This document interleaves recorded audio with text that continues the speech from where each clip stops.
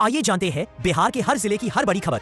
साथ ही जानेंगे सरकार की उन खास योजनाओं के बारे में जिनसे युवा, महिला, बुजुर्ग और गरीब हर महीने 1000 रुपए से लेकर 5000 रुपए तक पा सकते हैं। अगर आप सही जानकारी के अभाव में लाभ नहीं ले पा रहे हैं तो वीडियो को अंत तक देखें ताकि आप भी इन योजनाओं का फायदा उठा सके। प्रधानमंत्री आवास योजना के तहत ग्रामीण क्षेत्र के लोगों को 1,20,000 रुपए और शहरी क्षेत्र के लोगों को 3,50,000 रुपए मिलेंगे। ई श्रम कार्ड से 60 वर्ष से अधिक लोगों को 3,000 रुपए पेंशन मिलेगी और साथ ही सरकार ने आधार कार्ड से 1 लाख तक लोन की नई योजना लागू की। आरजेडी ने बिहार चुनाव में बीजेपी के नो रिपीट फॉर्मूले को अपनाया है। तेजस्वी यादव 2 दशक के सत्ता वनवास को खत्म करने की कोशिश में जुटे हैं। खगड़िया में पटाखों से लगी आग ने 5 घरों को जला दिया। गुस्साए ग्रामीणों ने फायर ब्रिगेड और पुलिस पर हमला कर दिया जिससे कई कर्मी घायल हो गए।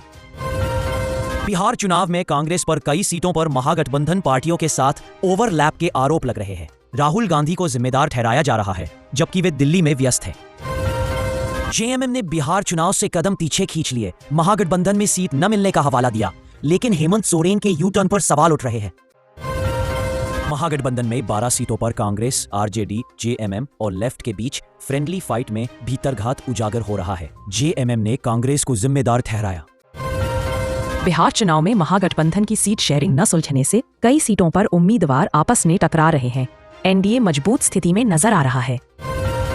बिहार चुनाव में महागठबंधन में आरजेडी और कांग्रेस के बीच कई सीटों पर टकराव हो गया है। बीजेपी ने गठबंधन की कलह पर तंज कसा और कहा कि विपक्ष बिखर रहा है। बिहार चुनाव के पहले चरण की 121 सीटों पर 1,1300 उम्मीदवार मैदान में है। एनडीए वर्सेस महागठबंधन की लड़ाई में आरजेडी जेडीयू की अग्नि परीक्षा होगी। मुजफ्फरपुर में सीएम नीतीश कुमार ने कहा कि पहले हिंदू मुस्लिम में बहुत झगड़ा होता था, लेकिन अब स्थिति बदल गई है। उन्होंने जेडीयू कांग्रेस पर निशाना साधा। एबीपी न्यूज से बातचीत में प्रशांत किशोर ने कहा कि समय की कमी के कारण वे बिहार चुनाव नहीं लड़ पाए। लालू प्रसाद, नीतीश कुमार, बीजेपी जेडीयू कांग्रेस पर चर्चा की। बिहार चुनाव के लिए नामांकन प्रक्रिया पूरी हो गई। महागठबंधन में गहराते मतभेद के कारण इन सीटों पर इंडिया गठबंधन के कई उम्मीदवार मैदान में उतरे। बिहार में धुंध और धुएं की दोहरी मार से दिवाली के बाद प्रदूषण स्तर बढ़ गया है। AQI 230 और 300 पार हो गया। अपने शहर का हाल जाने। बिहार चुनाव में नामांकन के तुरंत बाद आरजेडी उम्मीदवार सत्येंद्र शाह को सासाराम में गिरफ्तार कर लिया गया। समर्थक हैरान हैं।